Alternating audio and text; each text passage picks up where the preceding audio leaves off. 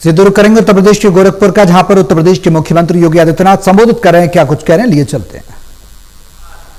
America में diesel और petroleum पदार्थों के दाम 4 गुना बढ़े हैं। 4 गुना बढ़े हैं। पेट्रोलियम पदार्थों का दाम बढ़ने का मतलब हर वस्तु का दाम बढ़ जाना। दुनिया के तमाम देशों में आशंका है। कुछ देशों ने अपने यहां लॉकडाउन लगाया है, कुछ देशों ने अपने यहां प्राइवेट व्हीकल के चलने को प्रतिबंधित कर दिया है, कुछ देशों ने अलग अलग उपाय उठाए हैं। भारत के अगल बगल जितने भी देश हैं उन सब में भी अस्त व्यस्त माहौल है। पाकिस्तान, अफगानिस्तान, श्रीलंका, म्यांमार, इस सभी देशों में बहुत खराब स्थिति। अकेले भारत है। पेट्रोलियम पदार्थों का दाम नियंत्रण में है। भारत के अंदर युद्ध का कोई प्रभाव नहीं। कहीं पे है तो प्रधानमंत्री जी ने और भारत की सरकार ने उसे अपने ऊपर लिया है। नहीं, हमारी जनता पे बोझ नहीं आएगा। अलग विषय है कि हमेशा अपनी नकारात्मक सोच के नाते जो विरोधी नैरेटिव सेट करने का प्रयास करते हैं अफवाह पैदा करके, लेकिन वह सफल नहीं होगा, क्योंकि जनता को मालूम है मोदी जी हैं, उनका नेतृत्व है, वे सफल नहीं हो सकती। विरोधी कभी सफल नहीं हो सकते। यहां पेट्रोलियम पदार्थ नियंत्रण में, महंगाई नियंत्रण में, सुरक्षा का बेहतर वातावरण, हम गोरखपुर में हो या लखनऊ में या वाराणसी में या मेरठ में या नोएडा में या गाजियाबाद में या मुरादाबाद या मेरठ या कानपुर, प्रयागराज, झांसी, कहीं भी हम हो, कोई दिक्कत नहीं, कोई समस्या नहीं। देश के अंदर किसी भी भाग में आप रैली करें, धरना प्रदर्शन करें, चुनावी सभा करें, कोई सम्मेलन करें, कहीं कोई समस्या नहीं। सारा कुछ अपने व्यवस्थित रूप से आगे बढ़ रहा है। ये जो परिवर्तन है, ये जो चेंज है, जिसमें जनता को राहत महसूस हो रही है, इसलिए क्योंकि जनता के प्रति संवेदनशील सरकार है, देश के प्रति समर्पित सरकार है, उसके लिए देश प्रथम है, और इसलिए इन सबका कोई प्रभाव भारत पर नहीं। इस दौरान एक लंबी यात्रा भारत ने तय की है। इंफ्रास्ट्रक्चर के, वेलफेयर स्कीम के,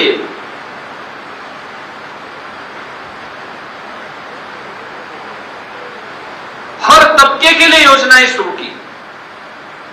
आपने देखा होगा पिछले 11 वर्ष में किसान आत्महत्या नहीं करता, क्योंकि किसान की आमदनी बढ़ी है। यूपी के अंदर युवा पलायन नहीं करता, क्योंकि युवा को अब नौकरी और रोजगार उसके आसपास के क्षेत्र में ही उपलब्ध होने लग गया है। और मैं अकेले गोरखपुर के उदाहरण आपको दे सकता हूं। 2017 के पहले गोरखपुर के गीडा में 2 यूनिट लगी थी,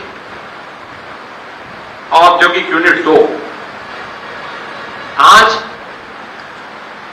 गीडा में 300 से अधिक बड़े कारखाने लगे हैं। 15,000 से अधिक का निवेश हुआ है। 50,000 से अधिक नौजवानों को नौकरी और रोजगार वहां प्राप्त हुआ है। फर्टिलाइजर चालू हो गया है, पिपराइच की चीनी मिल प्रारंभ हो गई है। ये आखिर कोई भी है, इसी पूर्वी उत्तर प्रदेश या गोरखपुर का ही कोई नौजवान वहां काम कर रहा है। एम्स आपके बगल में प्रारंभ हो गया। कोई सोचता था यहां एम्स बनेगा? आपके मालवीय नगर मंडल में ही है। कोई सोचता था यहां एम्स बनेगा? कभी नहीं, कभी नहीं। समाजवादी पार्टी के समय में हम लोगों ने स्वीकृति कराई थी, और जब मैंने पीएमओ में बैठ करके इसकी स्वीकृति करवाने के लिए पत्र मांगा तो उन्होंने एक ऐसी विवादित भूमि को दिया जिसका मामला कोर्ट में था। वे चाहते थे बने ही ना। जब 17 में हमारी सरकार आई, हमने इस जमीन का प्रस्ताव भेजा।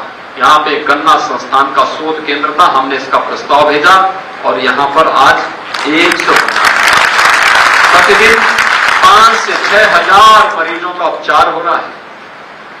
वो मरीज कोई भी हो, बिहार का हो, नेपाल का हो, पूर्वी उत्तर प्रदेश का हो, सबको आरोग्यता का लाभ मिले, इसके लिए काम कर रहा है। बीआरडी मेडिकल कॉलेज 17 के पहले स्वयं बीमार था तो उपचार क्या करता? और मैं तो बार बार कहता हूं कि बीआरडी मेडिकल कॉलेज में पहिए नहीं थे, नहीं तो इसको भी समाजवादी पार्टी सिपाही लेकर के चली जाती, एकदम लेके चली गई होती। लेकिन आज 17 के पहले जो बीआरडी मेडिकल कॉलेज में गया होगा और आज जाएगा, आपको जमीन आसमान का अंतर दिखाई देगा। तब बिजली आती नहीं थी, आज बिजली जाती नहीं है। आज ये परिवर्तन आपको देखने को मिलता होगा। ये जो 4 लेन की कनेक्टिविटी आप देख रहे हैं ना, ये गिरधरगंज और उसके आसपास के क्षेत्र में, ये महादेव झारखंडी और इसके आसपास के क्षेत्रों में, इंजीनियरिंग कॉलेज के आसपास और यहां के क्षेत्रों में बरसात में 3-3 फुट पानी लगता था,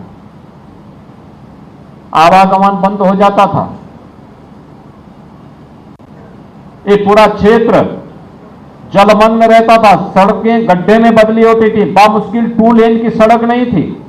आज 4 लेन की बेहतरीन कनेक्टिविटी आपके पास है। जिधर से भी आप आइए, आप वाराणसी से आइए, आप कुशीनगर से आइए, आप देवरिया से आइए, आप महाराजगंज की तरफ से आइए, आप कहीं से भी आएंगे, लखनऊ से आएंगे, लखनऊ से वैकल्पिक मार्ग भी गोरखपुर लिंक एक्सप्रेसवे से आपको प्राप्त हो गया है। मैं गोरखपुर से लखनऊ इससे पहले गया हूं यूपीए सरकार के समय में, कई बार मैं जाता था। अगर मुझे आवश्यक रूप से दिल्ली जाना होता था, गोरखपुर से वायु सेवा नहीं थी, यहां से लखनऊ 8 घंटे लगते थे जाने में। आज 3 घंटे में हम लखनऊ, 3.5 घंटे में लखनऊ पहुंच सकते हैं। आज गोरखपुर से 14 फ्लाइट हैं, तब फ्लाइट आ गई तो चलती थी, नहीं तो आती नहीं थी। ये स्थितियां थी।